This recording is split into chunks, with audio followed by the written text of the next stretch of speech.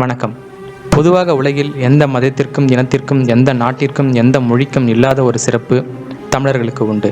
அது யாதெனில், தமிழர்களைத் தவிர மற்ற அனைவரும் தங்கள் நாட்டின் வரலாற்று சின்னங்கள், மொழி சிறப்புகள் போன்றவற்றை பேணி காப்பர்.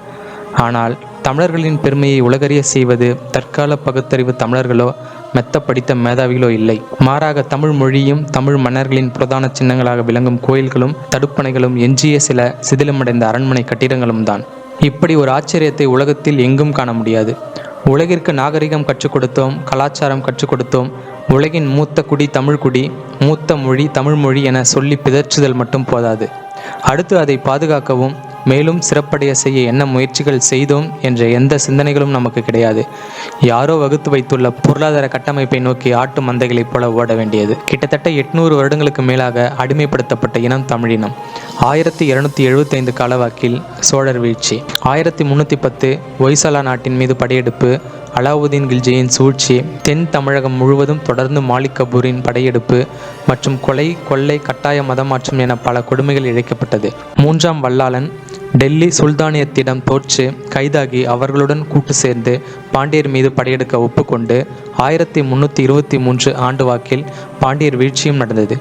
பின்பு எப்படி பேரரசாக மாறியது என்ற சரியான வரலாறு இல்லாத விஜயநகர பேரரசு இஸ்லாமை தழுவி கல்வி போர் பயிற்சியை கற்ற ஹரிகரர் புக்கர் என்ற 2 சகோதரர்கள் மன்னராக முடிசூடி கொண்டனர். வித்யாரண்யன் பேச்சை கேட்டுக்கொண்டு வட தமிழகத்தின் சம்பூராயர்கள் மீது படையெடுத்து ஆரம்பத்தில் தோற்று பின் பல சூழ்ச்சிகள் கலகங்கள் செய்து தொடர் படையெடுப்பின் மூலம் சம்பூராயர்கள் தோற்கடிக்கப்பட்டனர். இந்த விஜயநகர ஆட்சியின் போது தமிழகம் பல மண்டலங்களாக பிரிக்கப்பட்டு அதன் ஆளுநர்களாக தெலுங்கர்களும் கன்னடர்களும் நியமிக்கப்பட்டு தமிழக மக்கள் தன் சொந்த நிலத்திலேயே கூலி வேலையை செய்யும் அளவிற்கு தள்ளப்பட்டனர். சோழர்கால குடியாட்சி முறைகள் முற்றிலும் ஒழிக்கப்பட்டு நாயக்கர் ஆயகர் முறை கொண்டு வரப்பட்டது. பல வரிகள் விதிக்கப்பட்டு, அதாவது மக்கள் வளர்க்கும் கால்நடைக்கு வரி, தென்னை மரங்களுக்கு வரி என 10ல் 9 பாகம் வரியாக வசூல் செய்யப்பட்டு தமிழ்நாட்டு மக்களை கொடுமைப்படுத்தி நமது இசையை அழித்து, தேவரடியார் முறையை அழித்து, தேவதாசி முறையை கொண்டு வந்து இப்படி பல அநியாய அக்கிரமங்களை செய்து விஜயநகர மன்னர்கள் சொகுசாக வாழ்ந்து வந்தனர். இது ஆங்கிலேயின் வருகை வரையுமான வரலாற்று சுருக்கம். அடுத்த ஆங்கிலேயர் ஆட்சியில் நம் முன்னோர்கள் பட்டப்பாடு கொஞ்ச நெஞ்சமா? பல வரலாற்று அழிப்பு. உலகம் முழுக்க நம் முன்னோர்களை அடிமைகளாக அழைத்துச் சென்றது முதல் பல்வேறு கொடுமைகளை இழைத்தவன் ஆங்கிலேயன். இப்படி பல இன்னல்களை அனுபவித்தும் அனைத்தையும் மறந்து இன்று அவன் கொடுத்த தொழிற்கல்வி முறை மற்றும் எப்படி சாப்பிடுவது, தூங்குவது, குழந்தை பெற்றுக்கொள்வது என அனைத்திற்கும் வெள்ளையன்தான் பாடம் எடுத்து கொண்டிருக்கிறான். அவனை பழிக்கு பழியெல்லாம் வாங்க வேண்டாம். சிறிது தன்மானத்தோடு மீண்டும் அவன் பறிக்கும் குழியில் விழாமல் இருக்கவாவது முயற்சி செய்யலாம். மாறாக என்ன செய்து கொண்டுள்ளீர்கள்? உங்களுக்குள்ளே சாதி சண்டைகளும் மத சண்டைகளும் போட்டுக்கொண்டு அடித்து கொண்டுள்ளீர்கள். இந்தி வந்தால் தமிழ் அழியும் என்று சொல்ல தெரிந்த உங்களுக்கு ஆங்கிலம் கொஞ்சம் கொஞ்சமாக தமிழை சிறப்பாக அழித்து கொண்டிருப்பதை பற்றி எந்த கவலையும் இல்லை. ஒரு அந்நிய மொழி நமது பொருளாதாரத்தை தீர்மானிக்கிறது என்பது எவ்வளவு பெரிய அவமானம் என்று கூட புரியாத மக்களாக வாழ்வது என்னவென்று சொல்வது? அடுத்து நமது கல்வி திட்டம். கல்வி என்றால் என்ன என்று அடிப்படை சாரம் கூட இல்லாத ஒரு திட்டம் நமது கல்வி திட்டம். இத்திட்டம் உங்களுக்கு போதிப்பது யார் எக்கேடு கெட்டால் நமக்கென்ன, நான் நன்றாக இருந்தால் போதும் அவ்வளவுதான் என்ற சுயநலத்தை போதிக்கும் ஆக சிறந்த திட்டம். சுதந்திரம் பெற்று 75 ஆண்டுகளுக்கு மேலாகியும் மக்கள் தனது அடிமை வரலாற்றை சிறிதும் கற்காமல் மீண்டும் மீண்டும் அடிமை போக்கில் வாழ யார் காரணம்? முழுக்க முழுக்க சில ஆசிரியர் பெருமக்களே. குறிப்பாக தமிழ் ஆசிரியரும் வரலாற்று ஆசிரியரும் தான். பள்ளியில் கணித பாடமோ அறிவியல் பாடமோ குறிப்பிட்ட நாட்களில் பாடத்திட்டங்கள் நடத்தி முடிக்கப்படாத சூழலில் அவர்களுக்கு வகுப்பு நேரத்தை தாரை வார்க்கும் வள்ளல்கள் ஆம் இந்த தமிழ் மற்றும் வரலாற்று ஆசிரியர்களே. தன் வரலாற்றை அறியாதவன் வரலாறு படைக்க முடியாது என்கிறார் டாக்டர் B.R. அம்பேத்கர் அவர்கள். அப்படியென்றால் தமது வரலாறை பயில வேண்டியதன் அவசியம் என்னவென்பதை புரிந்து கொள்ளுங்கள். தமிழாசிரியரும் வரலாற்று ஆசிரியரும் சிறிது அடிப்படை அறத்தையாவது பின்பற்றுங்கள்.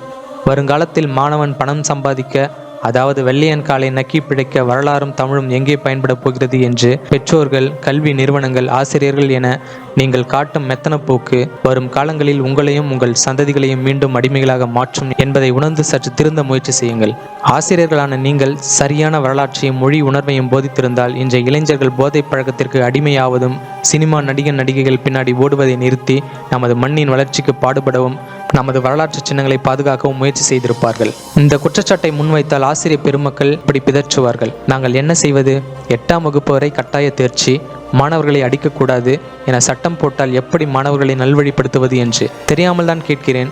உங்களுக்கு அகவிலைப்படி வேண்டும், உங்கள் சக ஆசிரியருக்கு ஒரு அநீதி நடந்தால் நீதி வேண்டும் என்றெல்லாம் போராட தெரிந்த உங்களுக்கு மாணவர்களுக்கு நன்மை பயக்காத சட்டங்களுக்கு எதிராக போராட மனம் வராதது ஏன்? அறத்தை போதிக்க வேண்டிய நீங்களே எப்படி அறமற்று வாழ்வது ஏன்? சகோதரர் அன்புதானே சேது அவர்கள் தமிழ்நாட்டின் பல்வேறு கோயில்களை மீட்டு உள்ளார். இவர் மீட்ட கோயில் உள்ள ஊர்களில் ஒரு இளைஞர் கூடவா இல்லை? ஏன் அந்த ஊர் இளைஞர்கள் பொது பணிகளில் ஈடுபடுவதில்லை? காரணம், சரியான வழிகாட்ட ஆட்கள் இல்லை. அவர்களுக்கு வழிகாட்டுவதெல்லாம் சினிமா என்ற சாக்கடைதான். அதை பார்த்து பார்த்து அவர்களும் பாழாகி போகிறார்கள். எந்த மாநிலங்களிலும் இல்லாத ஒரு குழப்பமான அரசியல் நம் தமிழக அரசியல். இந்த அரசியல் என்ன என்பதை நீங்கள் அறிவீர்கள். இந்த அரசியலில் மாற்றம் நிகழ வேண்டும். அதற்கு முதலில் மக்களாகிய நீங்கள் திருந்த வேண்டும். வாக்குக்கு பணம் வாங்கிக் கொண்டு வாக்கு செலுத்துவதை முதலில் நிறுத்துங்கள். யார் மண்ணின் மைந்தன், யார் அயலான் என்பதை அறிந்து கொள்ள முயற்சி செய்யுங்கள். உங்கள் வீட்டில் உங்கள் ஆதிக்கம்தான் இருக்க வேண்டும். மாறாக பக்கத்து வீட்டுக்காரன் அதிகாரம் செய்வது என்னவென்று சொல்வது, அதற்கு அர்த்தம்தான் என்ன? தமிழர்களாகிய நாம் உணர வேண்டியது, இங்கு ஊடகங்கள் முன்னிலைப்படுத்தும் ஆட்கள் அனைவரும் நமக்கு குழி தோண்டுபவர்களாகவே உள்ளனர். உண்மையாக தமிழுக்கு பாடுபட்டவர்கள் அனைவரும் யார் என்பதை நமக்கு தெரியாமல் போவது வருத்தத்திற்குரிய விடயம். கடற்கரையில் சிலை வைக்க தகுதியான நபர் என்றால் ஐயா ஒரிசா பாலு அவர்களை சொல்லலாம். இவர்களை போன்று தமிழுக்கு பங்காற்றிய பலர் உள்ளனர். இன்று நமது வரலாற்று சிறப்பு மிக்க கோயில்களில் புனரமைப்பு பணிகள் என கல்வெட்டு அடிப்பு, நிதி இல்லை என்று சரியாக பராமரிப்பு செய்யாமல் ஆங்காங்கே ஆலமர கன்றுகளும் அரச மர கன்றுகளும் வளர்ந்து கட்டுமானத்தை சீர்குலைப்பது, நமது படித்த தற்குறிகள் நெகிழி குப்பைகளை சகட்டு மேனிக்கு போடுவது, பக்தி என்ற பெயரில் ரசாயன எண்ணெய், விபூதி, குங்குமம், மஞ்சள் என எல்லா இடங்களிலும் கொட்டி கல்வெட்டுகளையும் சிற்பங்களையும் பாழ்படுத்துவது, தனது காதலன் காதலி பெயர்களை எழுதி வைப்பது என அறிவிலி வேலைகளை செய்து கொண்டுள்ளீர்கள். கொஞ்சம் திருந்துங்கள் மக்களே. எந்த அரசியல் தலைவரும் நமக்கு நன்மை செய்ய மாட்டார்கள். நாம் தான் மாற்றத்தை நமக்குள் ஏற்படுத்த வேண்டும். நமது கங்கை கொண்ட சோழபுரம் பற்றி விரிவாக விளக்கப் பகுதியில் கொடுத்துள்ள இணைப்பை சொடுக்கி பல வரலாற்றை தெரிந்து கொள்ளுங்கள். நன்றி.